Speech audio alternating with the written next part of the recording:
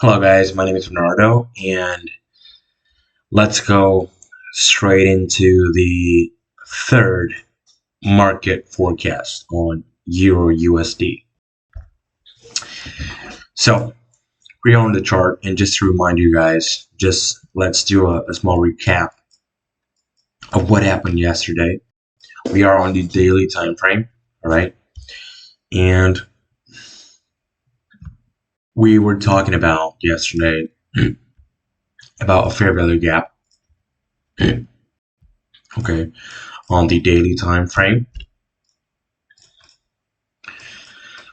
which I was expecting price to reach a little bit. I was expecting price actually. It was the day before yesterday's candle, and I was expecting price to go a little bit more into this daily fair value gap, and that's exactly what happened. I was also expecting price to go a little bit more into the 4-hour fair value gap right here, and that's what it did. That's exactly what happened. So my bias for yesterday was right, but there's just one thing I have to pinpoint, that yesterday I found out that the bias can be dynamic during the day itself. The daily bias can be dynamic. So for example, I was expecting yesterday to reach this fair value gap right here, and it did. But during the day, as it did reach that fair value gap, just a minute. So my bias was bullish because we still had room to go higher on that fair value gap. But after that, after reaching that fair value gap and starting to create that wick, after reaching the 4-hour plus the of course the daily fair value gap, this wick was starting to be formed. So after that, I thought, okay, the bias was bullish, and I think the bias was right, of course. But now I have to switch my bias during the day.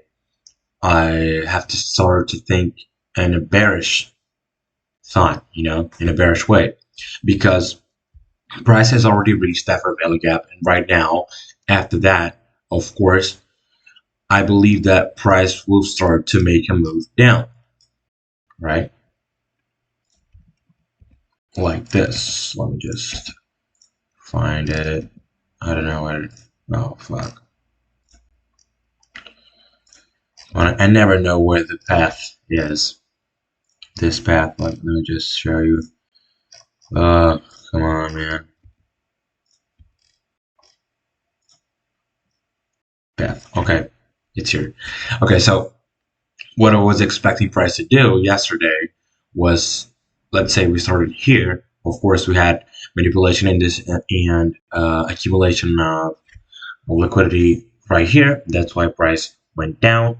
But after that, we got a big move going up into a little bit more into that daily fair value gap, and a little bit into the 4-hour fair value gap.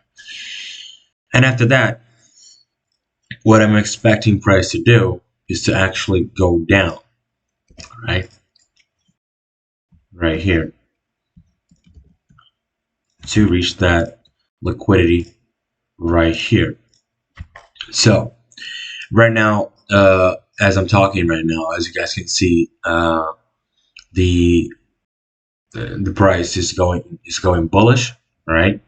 But there's one very important thing I have to remind you guys, that today we have FOMC news, right? We have FOMC news. We have crude oil. I'm not going to trade today. I'm only going to be having a look at the markets, see what happens, right? So we have FOMC news. So I'd say the bias for today for me would be bearish. So I can already smash the gavel and say that the bias for me today would be bearish. But since we have such a high impact economic news today, I really don't know what's going to happen, right? And that's when fundamentals kicks in. And I don't trade fundamentals; I trade technical analysis. So that's not my field of action, right? Um, the bias for today is bearish. I think price will start to look for this liquidity right here and start delivering price towards that direction. But as you guys can see, we're already having a big move up on the daily time frame. This may be manipulation and accumulation of liquidity. Maybe fill in a little bit more of this fair value gaps liquidity to then go lower. But since we have such huge event today, which is funk, I don't know what's gonna happen. All right, I'm not even gonna trade. I'm not even gonna open my active trader broker platform. All right, I'm just gonna be staring at the market, and I recommend you guys to do the same. I'm only gonna trade after funk. So tomorrow, as funk will be like 2 p.m. New York time, and I stop trading like 10 p.m. New York time, and 10:30 a.m. Oh, sorry, I stopped trading at 10 a.m. New York time, and 10:30 a.m. we already have crude oil news, and 2 p.m. we have funk news, right? And there's also one thing I let slide in my analysis, which a friend of mine remind me that we had this order block right here. And one thing that I have written down on my notes is that I have to sharpen my eye to order blocks a little bit more. My eye is very sharp for fair value gaps, but not for order blocks, and I'm working on it. Actually, let me just show you guys my notes, my Notion, my trade setting plan. The next step I'm going to do right now is just master a little bit more order blocks so I don't lose that kind of analysis. So basically on a weekly time frame, we had this order block right here. And of course, if we go down to the daily time frame, it is in confluence with the fair value gap on the daily time frame. So we had two factors that the price was going to do a reversal right here. All right, and that's exactly how price delivery has been behaving from that time.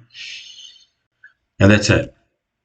So just to finish off, my bias for today is bearish. Can you say it again? Alexa, I'm not talking here. Sorry, I thought I heard my name. Okay. Sorry, I don't know that word. Alexa, stop. Oh god, I still have to change that color, but as I told you guys before, don't trade today. I'm only gonna be looking at the markets. Only gonna be looking at how it reacts to that type of news, and most of the times, the reaction is huge, and I don't want to be in the marketplace at that time. So, yeah. So regarding today's video, that's it. I hope you guys enjoyed it. Please like and subscribe to the channel if you like the content, and that's it. Bye.